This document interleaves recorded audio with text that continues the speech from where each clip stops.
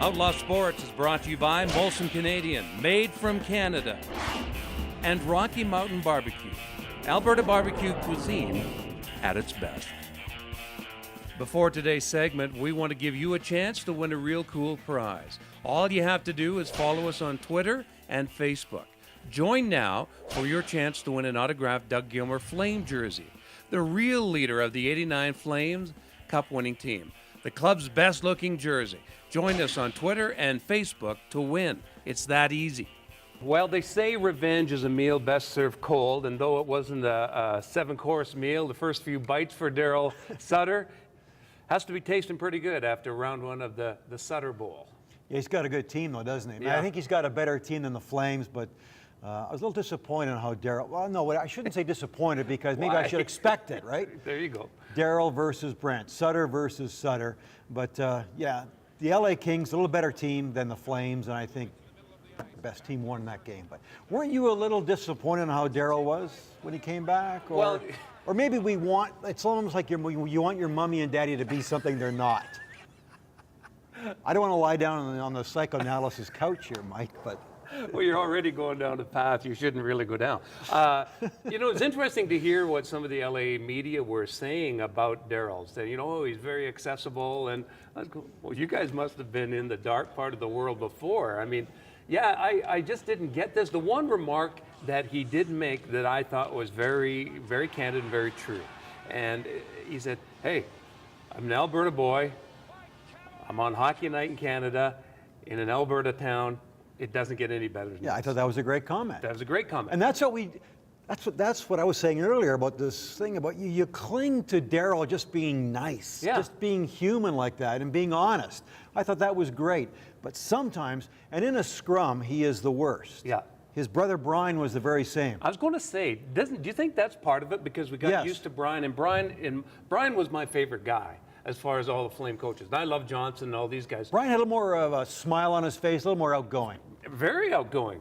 Come on out to the farm and have some beer. That kind of Whiskey. guy. Well, I was a beer man myself. But, when you get a guy like that, and then you're kind of thinking the whole family's going to be like that. I mean, the twins are good guys to talk to. I think, Mike, I've known Brian Sutter very, very well. I know Darryl very well. Brent, not so much, but a little bit.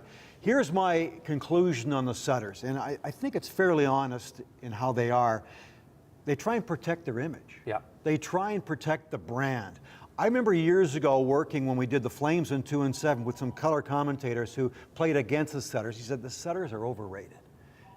Brent was the only talented guy. Brian was tough.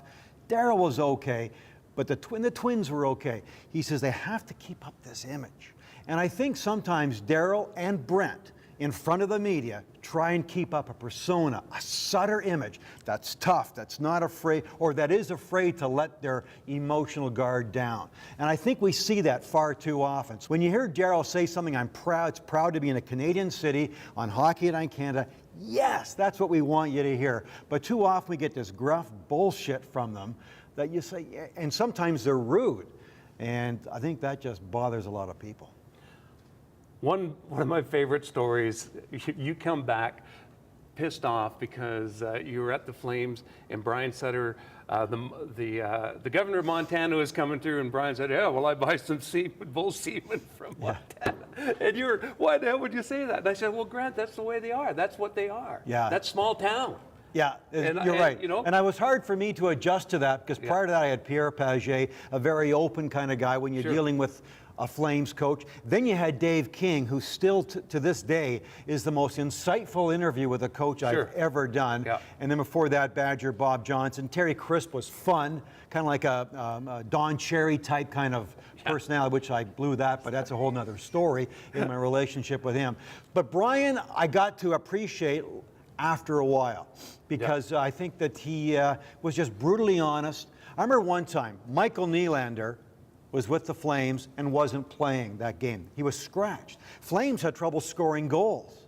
So after Michael Nylander was scratched, I go into the Flames dressing room the next day and talk to Brian Sutter. And it's a one-on-one interview. And I say, "Coach, you're a team that struggles to score goals. Why would you leave off, scratch one of your best goal scorers?" He looked at me, 3-second pause. "Grant, That's a dumb effing question. He didn't say effing. He said the real word. And I said, what? That's a dumb effing question. And now I'm just floored that Brian Sutter would be saying that, confronting me, swearing. I didn't know what to do. We were on tape, so I was, pretty confident we could get rid of this, of course. And then one time I remember being on the bench at Detroit, and my intro to the hockey game was going on a bit too long. And I saw the players coming onto the bench, and the anthem was about to start, so I was going a little too long. And Brian was there with his leg up on the bench. He just gave me a kick in the ass with those cowboy boots. I was still on the air. I had to keep going. I like Brian Sutter. I wish the other Sutters could have been a bit more like that. Hard but real. Yeah. Tired of going to redneck barbecues?